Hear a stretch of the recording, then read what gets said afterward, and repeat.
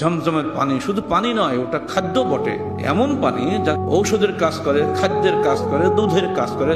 পৃথিবীতে একটা অলৌকিক পানি, আজ পর্যন্ত যে পানি পচে না, সরে না, পোকা হয় না, কিছুই হয় না। পৃথিবীর কোনো বিজ্ঞানী আজ পর্যন্ত ঝমঝম কুয়ার পানির সঙ্গে আজ পর্যন্ত প্রমাণ করতে পারেন কি এটা।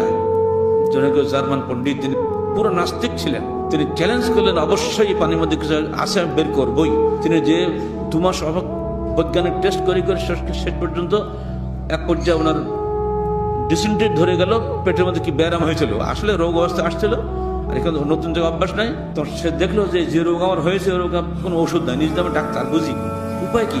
আরে প্রায় মুসলমানরা বলে পানি খেলে সব সেরে যায়, খেয়ে দেখে না কেমন হয়, বিপদে পড়লে মানুষ তো খাই, তাই না?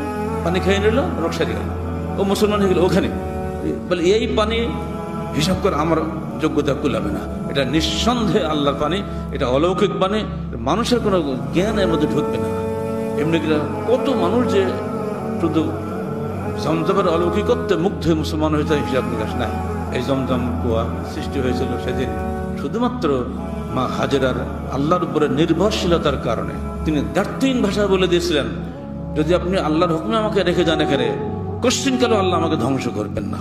এই নির্ভরশীলতা যদি তার মধ্যে না বের হতো, আল্লাহ কিন্তু তাকে এই অলৌকিক পানি দিয়ে সাহায্য করতেন না।